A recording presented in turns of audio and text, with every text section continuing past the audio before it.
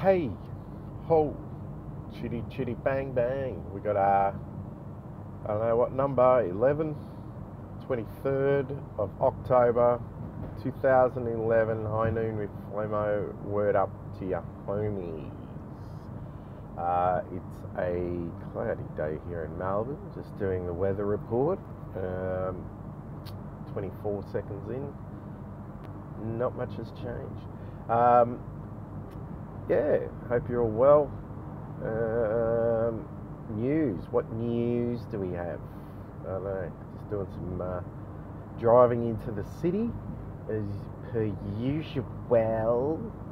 And I've got a gig tonight at the Comics Lounge. Did last night at the Comics Lounge. Got tomorrow night at the Comics Lounge. Got next, I think Wednesday, which will be Tuesday, Wednesday, Thursday at the Comics Lounge. Got Thursday this week at the Manny in Bendigo. And yeah. So by next week, I'll have really good rhythm and I'll be fucking funny. Yeah, what's been happening? We've had some good weather here in Melbourne today. Actually, the sun's starting to come through now. It's starting to warm up. Yeah, I've done tickets at the lounge the last couple of weeks. So I haven't really done any gigs until... Well, actually, I had one on Saturday. I had a Bucks party, bachelor party, whatever you people in the other countries call it. Let's have a bachelor party with chicks and guns and fire trucks and drugs and hookers and booze. All the things that make life worth living for. That's from the movie Bachelor Party. Unfortunately, I know that movie off by heart. Interesting fact was, when I was a kid, like grade 6, when I was like 11, 12, that was my favourite movie, and I'd watch it 2 times a day. I don't know what the some psychiatrist out there is just going, oh, you've got this fucking problem. But I would watch movies heaps, the same movie. A lot of kids do tend to watch the same film. But Bachelor Party, I knew it word for word. And what would happen is, if I was at school and I knew the next hour and a half was going to suck, I would just stare into the distance and watch Bachelor Party on the wall, or just in my mind I could see the movie and I'd just watch it. I think that's where I got my creativity from. I can take my mind completely out of that situation, and yeah, I can think up things and imagine things and pretend they're real and write a script or a song or whatever. But yeah, very interesting fact. The other thing was WrestleMania 2 was recorded after it. Hulk Hogan, King Kong Bundy, in the reinforced steel cage. Not a regular steel cage. It had to be reinforced because King Kong Bundy was a really fat fuck. It was one of my favourite matches, because how could Hulk Hogan overcome King Kong Bundy? Seriously, how do you overcome 365 pounds of flying flubber? Was he 400? I think he was 400 pounds in their poundage, which really means he was 250. But yeah, and then that was afterwards, and I knew that off by heart, including the commentary. So yeah, I just watched WrestleMania 2 in my fucking brain as well. What a weird individual I am. Yeah, so anyway, had Bucks party, bachelor party on Saturday at the Royal Hotel in Richmond, which is a topless. They have strippers there on the Saturday. Well, I think every day actually. So you get a lot of tradesmen, and it's just a miserable fucking place. I haven't been there in 20 fucking years. They're even longer, 25 years actually. The metalhead days. And actually, I think I think it's been that long. So anyway, I reckon the same sort of madam Asian lady, I think it's the same chick who runs it from back then. So yeah, it was a bachelor party. And in comedy, any comedians listening are just, any younger ones will be like, oh, that's interesting. And any of the older ones are like, you fucking idiot. Don't do bachelor parties. They're the worst. I don't mind doing things because it's an experience to go, well, I've done it. And it was horrible. And I didn't win. I haven't lost a gig in quite a long time. And fucking, I lost that. Well, actually, in all honesty, some of my mentor, the older blokes were watching the set, they probably would have said, you actually did all right. You kept it moving and you did what you could. So I don't actually think I lost it. It just wasn't a proper gig where you're telling jokes and they're laughing. After about a minute, I got a couple of, I threw out a couple of jokes just to get them going, and they were not going to laugh. It was like, oh fuck, if you're not laughing at this shit, we're fucked. Today's going to suck. And I just read out some roast jokes, or a top 10 list from his fiancée. And it was hard to roast this dude because everything she wrote about him, I'm like, he sounds like a fucking asshole. Like, why are you marrying this guy? And yeah, got my money, got up and got the fuck out of there. I lost a whole night's worth of sleep the night before. I was actually freaking out about this gig. It really had me peeking out. But yeah, got my money, got the fuck out of there, then went to the lounge, just did the tickets, table to table. That was alright. I had a bit of a laugh with the people at the tables, and it's good practice for crowd work. Yeah, I was going to head out Saturday, and then I got no sleep Saturday night again. It was like, I was still, just feeling shit from the Bucks party stress. It was just stress from that gig. I just knew it was going to be horrible. And I didn't really prepare for it. So, yeah. But mind you, I don't know what I could have done to, whether they could have been brought over to laugh. So Sunday, yeah, I was going to head out, do a couple of open mic gigs just to get the stench off me from that gig, but I was knackered. I just had a few things pop up, so I couldn't go do it. So yeah, had the Comics Lounge last night. We had a best of the fest with Terry Hansen from Queensland. He's down, lovely guy. He was emceeing. Gab Rossi doing the ticket spot at the start. Me, Flemo, and then Khaled Kalafala, and then Marty Fields, and then Chris Wainhouse. So yeah, the show was, again, I was really stressed. I've been getting a bit nervous, I guess is probably a better word, before gigs lately because of the crowd work thing. And I haven't done a proper gig of just, here's my material for so long that I don't think my material's any good now. And I don't know, I just feel more comfortable walking out there, which is stressing me, that I just want to do crowd work. I don't know what it is, but I was stressing a bit because I hadn't done a proper gig for a few weeks. For the non-comedians, that's something that happens. You just, comedy's something you've got to be doing every week, ideally every night, but at least a couple of days a week just to keep sharp, and more so for the confidence.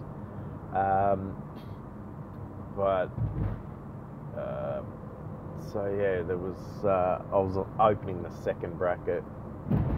Terry come out, was emceeing. He's very much an MC type of MC, which is, his techniques very much crowd work, high energy, fast-paced language. You know, hey, oh, look at you go, oh, hey, like, not so much a trick, but maybe a habit that he's got. And he was going okay. He wasn't really lighting them up. He wasn't lighting them up. It wasn't a big crowd either, but maybe 150 people, maybe. Wasn't a big crowd, but he wasn't lighting them up. Then Gab come out and wasn't really lighting him up, but did his music. He does parody songs, if you don't know Gab Rossi's. Usually it's about being an Italian. It's pretty easy sort of comedy. He didn't light him up, so it had me fucking worried before I came out. I'm like, fuck.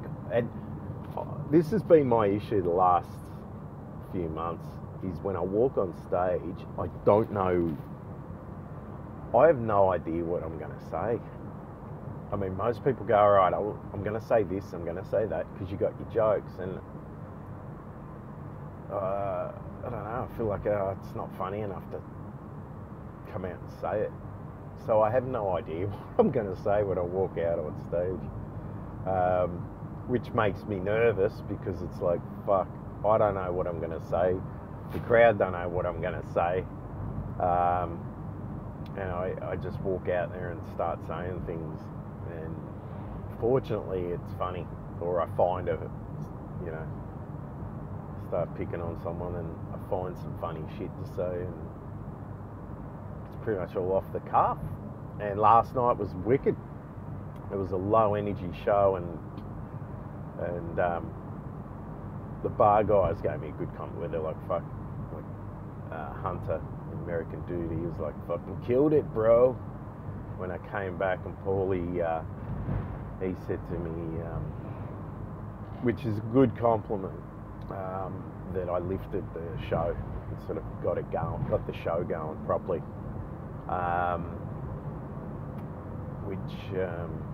Which is the issue. It's like, that's what I was worried about, is that, fuck, it's dead. Like, no one's really laughing, no one's killing shit.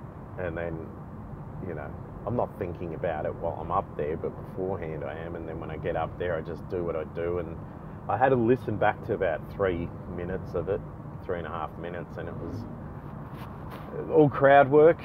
I didn't do any jokes. And then I think it was 3.5 minutes I did jokes about Sacramento, Tinder joke from Sacramento last year, and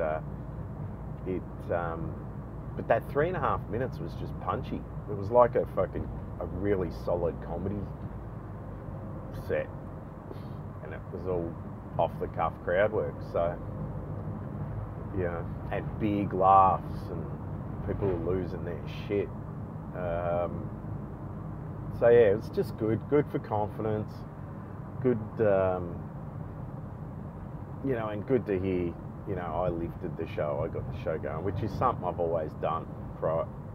Prided myself on. Prided? Is that a word? Prided myself on. Well, it's a fucking word today, fuck it. But yeah, it's, you know, when I used to run that Tuesday show, there'd be times where I'd have to get the show going because everyone else was eating dicks. It was my show, so I needed to say that it's probably a bit of that training, maybe, or I don't know. I think partly it's the nervous energy. But yeah, I think I did 2 jokes, which is one more than I usually do in a set of late. But yeah, did a couple of jokes. Finished on the ET joke, which killed, and lady front row, can't remember her name. It was David, was her partner. Her name was, I can't remember. We were having a good chat afterwards, and she, I think you probably listened to the podcast because I told you to listen to it. She wrote it down on her hand, so hello. But she lost her fucking shit. She was snorting and for about 2 minutes. And I checked the time, and it was exactly 10 minutes. I thought, I better jump. And then I think I spent another minute just sort of playing around with her and having a bit of a giggle. But no, it was a really good set. It was good for the confidence. So what's going on is I've got to record video of the show on Wednesday. And we will, for the Asian show, I've been saying this for fucking weeks, but finally I got, a good sort of run. Hopefully there's a good crowd Wednesday, bigger crowd. To get those gigs over in Asia and stuff, start moving around again. So tonight, I'll try introduce a couple of jokes, because I kind of need to do, on Wednesday, I need to do my material. Well, I don't, I guess, if I'm being punchy, but it's just that risk. You go out there and try to do crowd work, and it'll be the one night that the crowd work sucks, which hasn't sucked for so long, but it will. It's just Murphy's Law. Yeah, okay, fuckface. We'll give you 50 killer gigs doing material, doing crowd work, and we'll just bomb you on the night you're actually paying someone to film you and waste your money, asshole.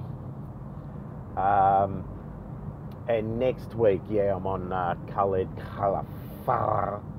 He's doing the Wednesday, Thursday. Lewis Spears is one of the internet guys. It's kind of weird. He's an open micer, but he's got a big fan base because of the internet and YouTube. So he's kind of not an open micer, but his comedy sort of is, without being disrespectful to him. He seems like a nice guy. He's a tall guy. Fuck, he's about 6'9" or something. Fucking tall as fuck. So Khaled's doing a couple of days on the Wednesday, Thursday, so Dan said he can squeeze me on next week, which is cool, because Chris Asher is filming him, so I might be able to get, I'll be able to sort out to get filmed again next week and sort of mesh it all together. It's getting filmed for 3 nights. So maybe it's Tuesday, Wednesday, Thursday next week that he's on. Oh, here we go. Sorry, roadworks. I'll crash into a truck. So, no, it's all good, all positive. I'm doing my job, and the job is to make people piss themselves laughing, and I certainly did that last night. So, you got to be happy with that, as my brother would say. What else is going on? Oh, wrestling's on today. Sorry, I'll update that. Walking Dead. I have to. I've got 2 episodes to watch. Because Rick dies or Rick leaves or something, and it's already aired. I haven't actually heard what happened to him. I hope he doesn't die. I hope he just fucks off, because then he can come back, and in a year or so, But I'm. Part of me just wants. Whoa, motherfucker! Nearly had a head on with a fucking semi. Jesus Christ. And that being a semi truck, not a semi penis. So no, I'd much prefer to not watch it, not know nothing about it, which is going to be hard to avoid finding out what happened to him, because YouTube shit will pop up on there. Shit like, should they have murdered Rick? Should they have done, or whatever, or is Rick coming back? Then I know he doesn't die. I'd love to be able to not watch it and just binge watch it, There's something about binge watching which is so fucking good, especially when you're hungover, or, I love that when I'm over in Perth. I watched the first 2 seasons of Walking Dead years ago when I broke up with the ex. I flew over there for some work, and also just lazed around in the hotel for fucking 4 days. I think I got high and just watched Walking Dead. But that's what I've done with Game of Thrones. Haven't touched that shit. Game of Thrones, I do not know jack shit about it. I just know it's apparently the best fucking show ever, and it kind of irks me when people go, something's the best, or everyone watches it like it's a trend, because then I don't want to watch it because my personality is, well, I don't want to do what everyone else does, so then I probably miss out on cool shit. But yeah, that's starting next year, the final season. The final season is next year.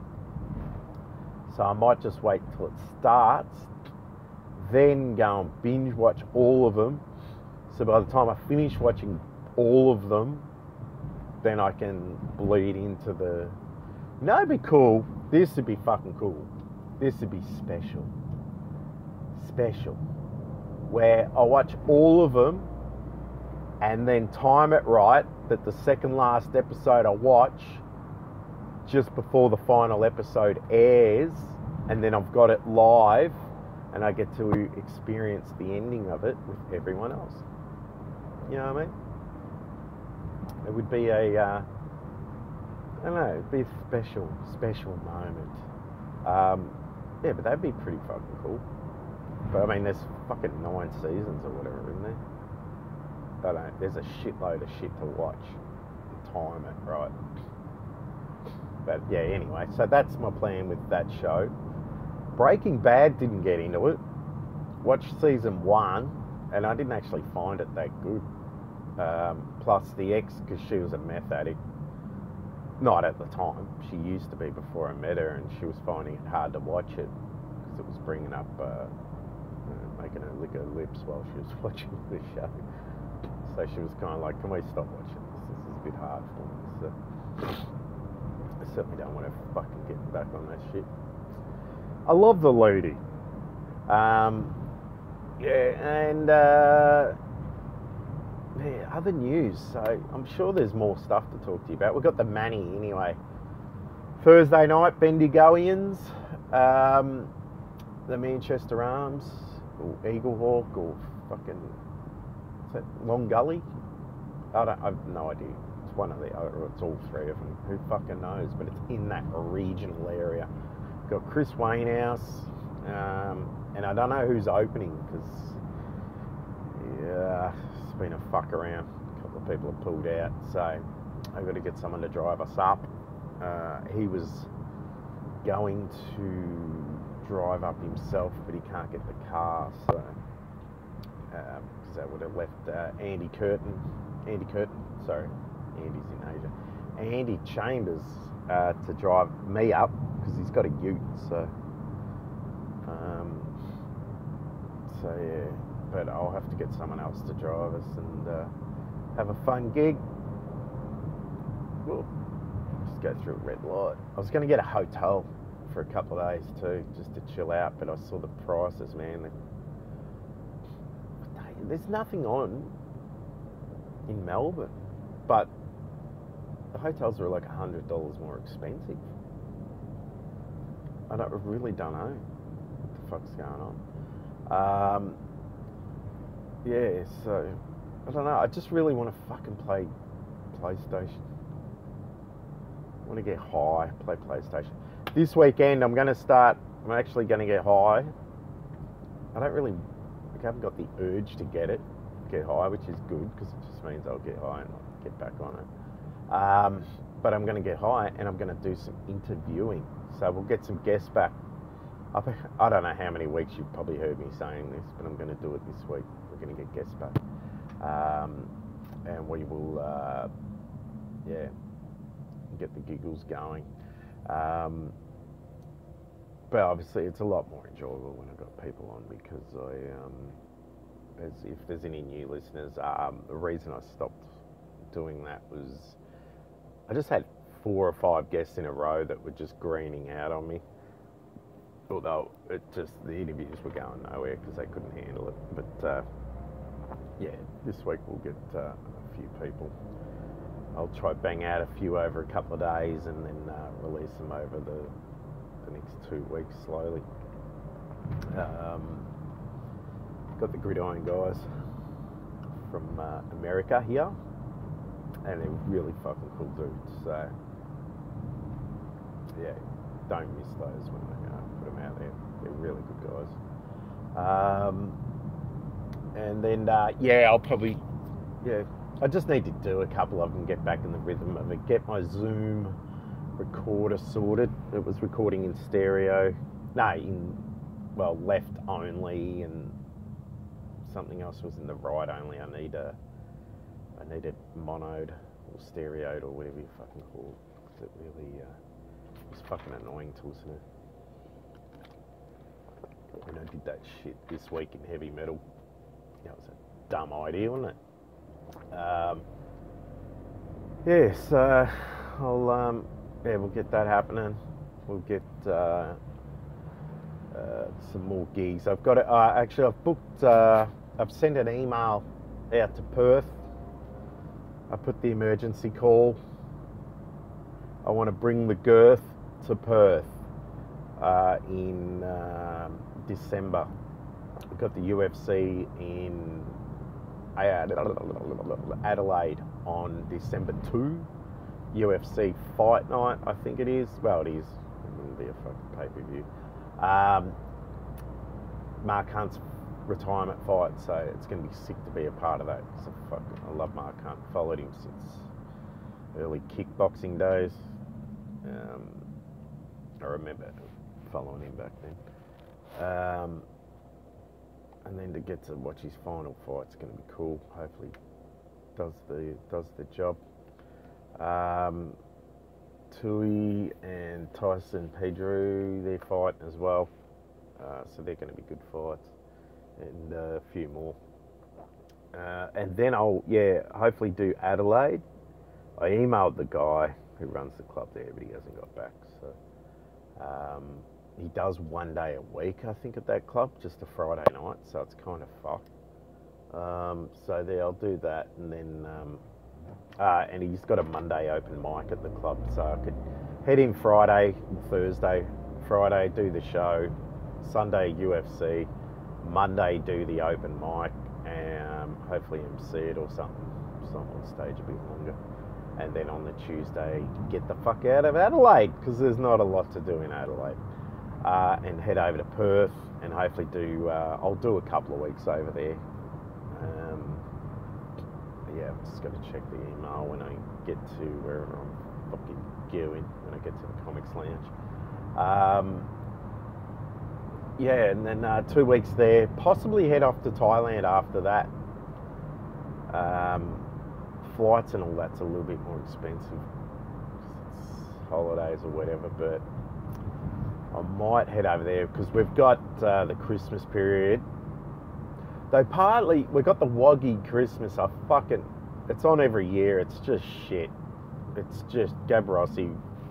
I think it's the 18th year, and it's just ethnic comedy, which, don't get me wrong, you can get someone who, like, say Sebastian Maniscalco, Italian dude. Fucking hilarious. One of my favourite comedians. Maz Jabra. Like, you got all these different guys over. Fahim. All these different dudes over in the States. I love them. Brett Ernst, fucking Italian. But it's not sort of hacky like, oh, my nonna says this, and this stuff's very much like that. And it's the same shit every fucking year. And this year looks fucking terrible, actually. There's two dudes on the poster, and they just look so unprofessional. It looks so cheap and nasty. But yeah, I just don't want to be around for that, because it's not a show I'm going to be part of, and it's not a show I really would sit there and even remotely enjoy watching. But Brad Williams, I think that's on early, and then Brad Williams is here. I think he's opening for Jim Jeffries on Jim's tour here. Oh, that's the other thing too. I fucking want to go see Jim. And Andrew Taylor, his manager, fucking promised me really 6 seats. Like 6 seats. And I'm stating this so I can fucking take this sound bite and send it to him when he sends me shit seats or goes, oh, sorry, Flem, haven't got any tickets. My fucking ass, motherfucker, you fucking promised. And I made you cross your fucking heart And I can't think of her name, but the chick who works for you now, she was lovely. She was in the end of the bar at the Comics Lounge, and she witnessed it. Dan witnessed it, and I'm going to bring this up. And he said the after party, we're getting fucked up. So, yeah, fuck you. You're fucking getting me fucked up, and it's your shout. Fuck you. And you're giving me sick tickets this time. And that's it. We had alright tickets last time, but no, you said fucking awesome seats up the front, motherfucker, and it's gonna happen. It's gonna happen, AT. But Brad's opening for him, I'm pretty sure, and then he's doing 3 nights at the Comics Lounge, so I want to be there to watch Brad, because he's a funny motherfucker. He's a little dude. I don't know what you, formerly known as midgets, what we call them now. Little person, which sounds fucking worse than midget. You're a little person, aren't you? Less of a hit, yeah. He's really short. Fuck, this just sounds terrible. I don't know what. Fuck. Actually, that'd be cool. When I meet him, I go, fucking, what do you identify as? Well, it doesn't matter if he's short. It doesn't change his comedy because he's bags the fuck out of himself, and he's a legit fucking killer comedian. He's not, some hacky mid-range guy that brought over. He's legit. So, and Jim's other opener, I'm not sure of his name, but he opens for him over there. He's, I think he might be with him and coming. I think he might be doing a bit of a tour as well. So that's always good. I'm pumped when the Americans get over here, man. That's my comedy, and they're my people. And I genuinely can sit back and enjoy the fucking show. Australia's got too many hacky, and, and I guess America's got the same, where there's hacky comedians that are famous, so they, sorry, I thought I saw a stray dog. They might not be the funniest comedian, but they're on television, so they get priority, and they're in your face. And it's like, great, I've got to watch this shit. I could be watching someone that no one's ever heard of, but they're at least fucking legit killer. Do yourselves a favour too. Alright, Joe Rogan's new special, Stranger Things, on Netflix. Do yourself a favour and watch it. Fucking loved it. I love Joe. I got high with Joe a few years back, hung out with him. Really nice bloke, and my favourite podcast. And, he's been an inspiration to me. But I've liked his comedy. He hasn't, as a comedian, his earlier stuff I'm going by. His last couple of specials got better and better, and this new one's just so fucking solid. And I think I've said this before about this. I think a special ago or 2 ago, where he just spoke differently, and it was from doing the podcast. And I think that's initially why I got into the podcast, because I thought, it's going to change my rhythms, and speaking to people in the interviews is going to translate to stage. And it probably hasn't, because I haven't done that many fucking interviews because I got lazy, but people got green. But yeah, Stranger Things, it is really fucking good, really strong. And one thing, it didn't seem really polished. Like when he's talking, there was a few bits where it just seemed like he was thinking, trying to remember his lines. But I kind of like that imperfection. It just seemed a bit more real. And the other thing I loved, right? He needed the water, and he just walks off stage. He goes, I probably should have brought this out, but I wanted to look professional. Got cotton mouth, which got a good laugh. But it just didn't look professional at all. He just fucking walked off stage.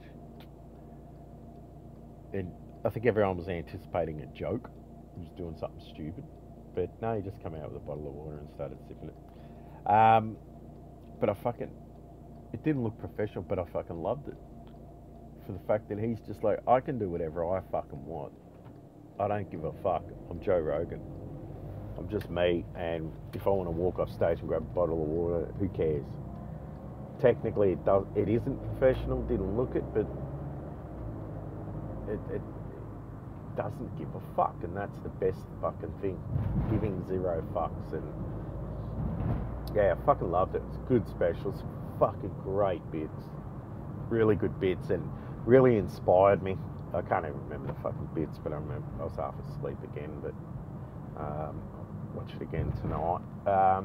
It was just really fucking punchy, and just how he was going places, because like I said, I've been struggling to write lately, so it just sort of opened my mind up a bit more.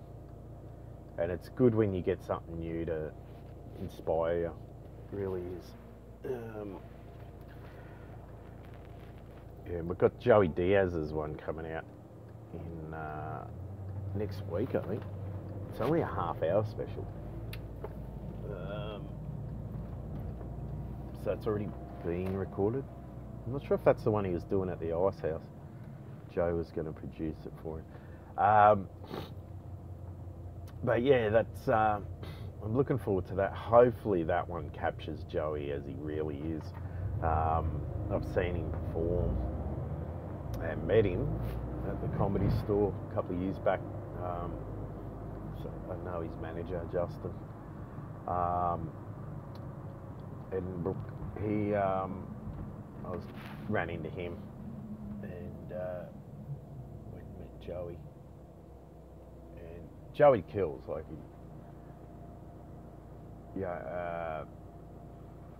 in the moment, he just fucking goes off the fucking handle, and he's just fucking hilarious. But his specials or things he's done before hasn't captured it. That moment, that, you know, because as a comic, you have nights where you're like, and this is the fuck thing for me. Every time I've ever filmed, it hasn't captured it because the crowd wasn't that good, or things just didn't sort of fall into place as well. You know, whether it's crowd work or whatever. Or, you know, I'd hit him with a fucking punch. You know, this good examples of that Jesus joke I used to do, which is a fucking killer joke. I just don't fucking do it anymore. Best punchline. Punches the crowd out of nowhere every time. It fucking gets a massive round of applause because it's fucking funny, and I get them. But this one night I was doing the bit, filming, and it was fucking killing. Like, all the tags along the way were getting really good fucking hits, laughing, punching. I was charisma, I was just in the zone. It was going so well. I get to the big fucking payoff, the huge punchline that cuts their head off, and no one fucking laughed. I don't know why. And no one laughed, and then I turned around and fucking started fucking abusing the crowd for not laughing, and then they laughed hard because it was fucking hilarious. But then I still couldn't use it because the punchline didn't fucking get what it fucking should have. The reaction to it did. It was fucked. Yeah, and other ones, like if you check anything that's online, I've put some shitty stuff online, just to put it on there. But it hasn't. Yeah, I've never captured me in full flight. So that would be cool next week if I could. I was chatting to Chris. He's just a bit worried about filming next week, on one regard that there's so much battery life. So if he films me, and then the batteries might drop down a bit for Khaled. Obviously Khaled's headlining, so you don't want that running out on him. But I'll chat to him on Wednesday and say maybe I'll make sure I'm on in the second bracket in the first spot. Then there'll be an act after me, and you can still charge it for another 20 minutes before Khaled, 30 minutes before Khaled comes out. So that could possibly work. But yeah, you know, if there's 3 nights, if I could manage, well, you just want to capture the fucking magic, man. That's all you want. I've been saying that for a while, which I've been meaning to do, is just record every set because of the crowd work, which is good because it's stuff, you know, off the cuff, and it's not stuff I'm going to be doing every gig. A lot of comedians do the same crowd work each week, every show. It's kind of set up, whereas I don't. So whatever I do, I can just throw it out online and just go, yeah, here's crowd work. So I'm not actually putting my material online, which burns it, but also makes it makes the you know, if anyone sees it online and then they come see me, they're like, I've already heard this joke. Yeah. Keeps the mystique alive. Yeah, so I guess that's probably it. I don't think 40 minutes we've done. That's alright. I don't think we've got much else to say. I'm just in the city now. Yeah, I'm going to go on I say try to write. I probably won't fucking write a thing. I'll go train. I really just want to go to bed. I should have, yeah, I was supposed to do some stuff this morning and it fucked up, so I got up after not sleeping and yeah, I'd already had a coffee, so well, I can't go back to bed now. Yeah,